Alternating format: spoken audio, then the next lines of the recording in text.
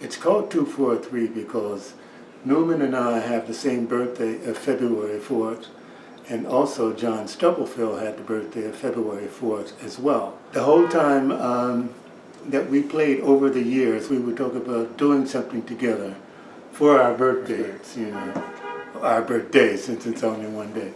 It was through his illness, he had died of prostate cancer, that he made the jazz community aware and started to pay attention. My instrument is the French horn, and I chose the French horn at about 12 years old because I was playing in the school band. First I was playing trumpet in the school band, and I heard the French horn and I was really taken by the sound of the instrument. You know, people always say, you don't choose the instrument chooses you. So this is the true case with me, because once I heard the sound of the French horn, I said, that's the instrument I want to play. So everybody said, oh, it's a weird instrument, it's hard to play, you know, don't bother, you know, black people really don't play that instrument, you know. But I said, no, that's the voice that I want to work with, you know, so whatever I do with music, I want to use that voice. This project 243 has come about for me through my experience with the washboard. I got a call to sub for a friend with this band called the Ebony Hillbillies. I had this magical moment of feeling like I was watching rather than doing. I wasn't playing it, I was watching my hands do stuff that I didn't know how they knew to do it. But that magic just pushed me more to create music through the washboard that brought up this question of what happened in the 19th century and what's happening in the 21st century. Black men were getting killed 100 years ago and right now.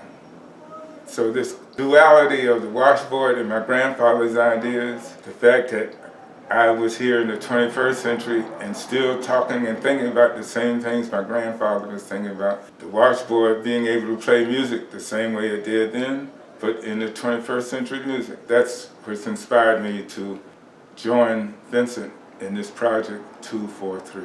The reason that I wanted to do this project initially was because I grew up in a foster home and I didn't really know my family. I knew my immediate mother and father, even though I didn't grow up with them.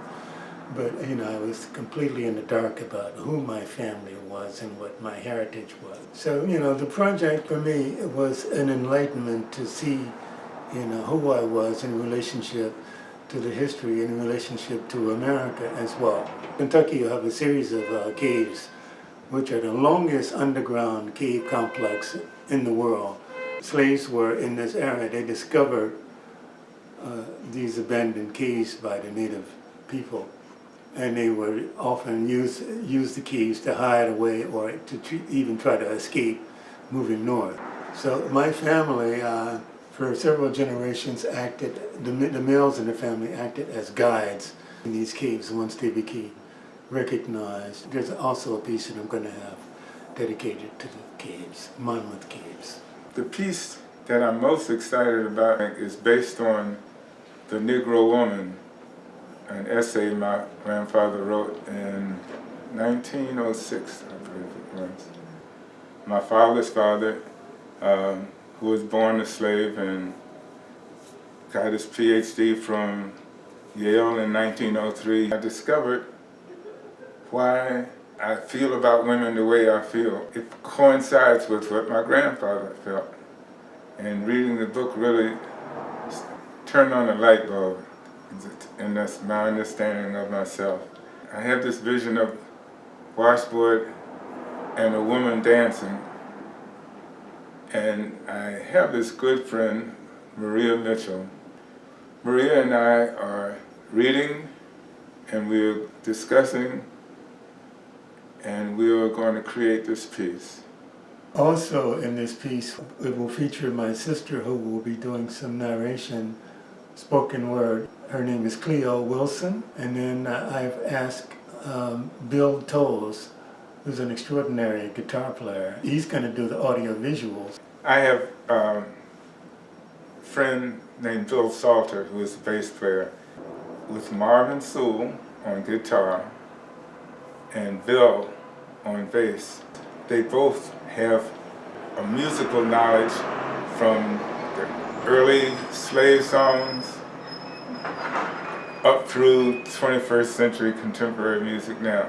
I think because it is improvisational music, but also structured in our concept of what the music's going to be. We will improvise a lot, but it's being improvised within a consensus of a form or format.